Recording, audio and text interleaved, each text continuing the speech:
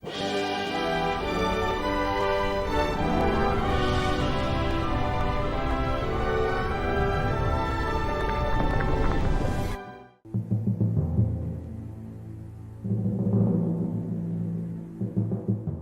in the Catholic Church, what happens is that every valid marriage must constitute or must have some three requisites, what we call the prerequisites of a valid marriage.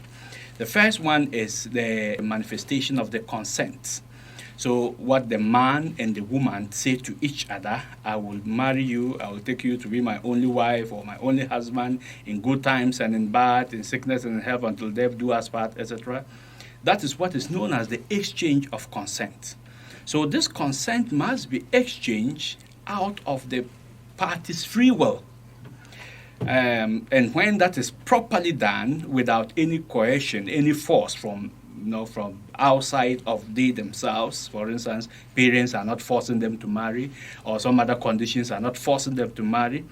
But if they are marrying out of their own free will and they express this consent to each other willfully, then it's presumed that the consent is valid. So that's the first prerequisite of a valid marriage. The second one is what we call the manifestation itself. So they must have the ability to manifest. What does that mean? That means that there shouldn't be any impediment surrounding any of the parties.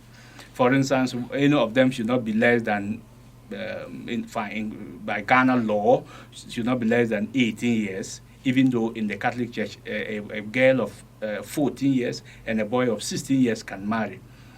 Because our Catholic marriage has what we call the civil effects, usually we say the couple should at least be more than, or should be at least 18 years. All right.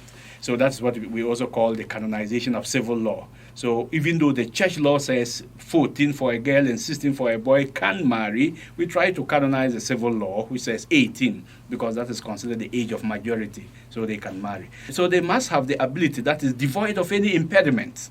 So there shouldn't be any previous bond in any of the parties. That is, none of them should not have already married in the Catholic Church, which was not annulled in the Catholic Church before the second marriage. There are about 11 or 12 impediments. So they must have the ability, so that is devoid of any impediment that inhibits them from marrying. The third prerequisite of marriage is what is known as the canonical form, So that is marrying in the presence of a church's minister, that is in the presence of a bishop or a parish priest or their delegates, and before two witnesses. So Canon 1108, talk about that. So that's the canonical form, or what is usually known as the form of marriage. So these are the three prerequisites of marriage. If any of these three things are missing, then it invalidates the marriage. And that's what we call invalid marriage. So if the couples marry out of force, if the couples marry with an impediment, if the couples married without the presence of a Catholic partner or without two witnesses, there are some exceptions to these, but those exceptions must be dispensed by the local ordinary and all of that. If that is not done, then the marriage would have been celebrated invalidly.